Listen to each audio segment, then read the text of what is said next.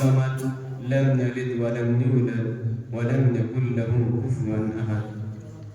وقال في موضع آخر: اللہ لا الہ الا هو الحی القیوم.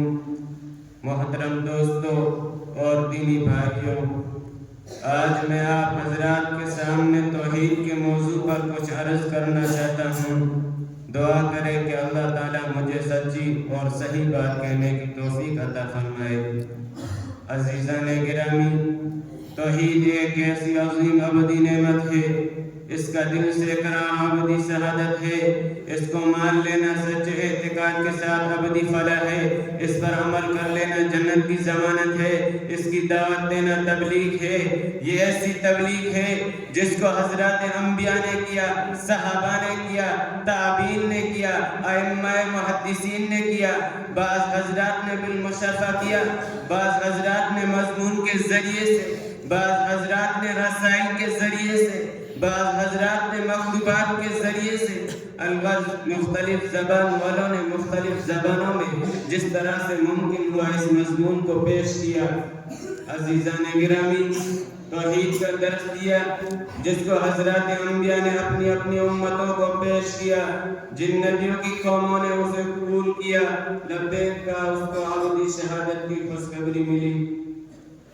جیسا کہ رب ذوالجلال ارشاد فرماتے ہیں: اے نبی صلی اللہ علیہ وسلم کہہ دیجئے کہ اللہ ایک ہے، اللہ بے نیاز ہے، نہ اس نے کسی کو پیدا کیا اور نہ ہو کسی سے پیدا کیا گیا، اور نہ کوئی اس کے برابر ہے.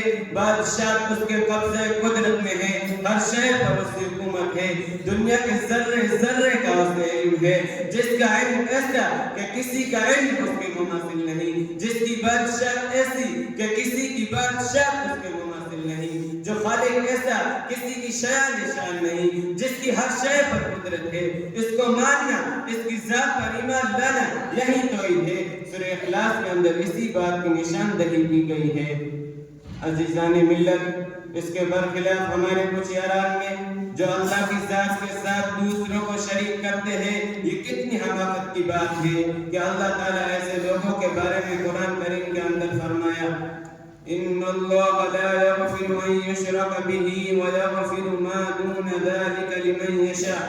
اللہ تعالیٰ شرک کو معاف نہیں فرمائیں گے، اس کو علاوہ جس کو چاہیں گے معاف فرما دیں گے. کتنا بڑا گناہ ہے اللہ کی ذات کے ساتھ دوسروں کو شریک کرنا.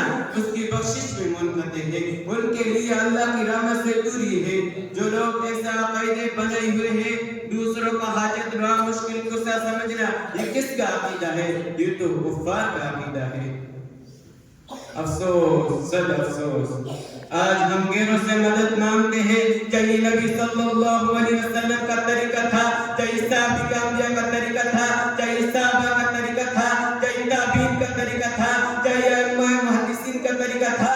دوستو، ہرگز نہیں، بلکہ ان لوگوں نے اپنے ذہن میں گھڑ لیا ہے، قرآن و حدیث صحیح مفہوم انہوں تعویل کی ہے، اور اپنے عقیدہ کو صحابہ کے عقیدہ سے ہٹا لیا، نبی کے اسوہ سے ہٹا لیا، دیگر انبیاء کی طریقے سے ہٹا لیا. نہ انبیاء کا یہ قول تھا، نہ انبیاء کا یہ فعل تھا کہ اللہ کے ساتھ کسی دوسرے کو شریک کرے، نہ صحابہ کا یہ قول تھا، نہ یہ فعل تھا. پھر اپنے ذہن سے اس طرح کا مفہوم ثابت کرنا طرح کے نبی اور طرح کے صحابہ خلاف ہے.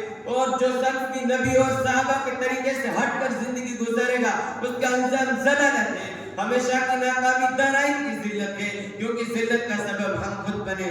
ہم نے ایسے مولک اسباب اختیار کیے تو اس کا انجام بھی ہمارے سر ہے. جیسا کسی شاعر نے کہا ہے: نبی کے راستے سے جو قدم اپنا ہٹائے گا، نبی کے راستے سے جو قدم اپنا ہٹائے گا، کبھی راستہ نہ پائے گا، کبھی منزل نہ پائے گا. وآخر دعوانا الحمدللہ.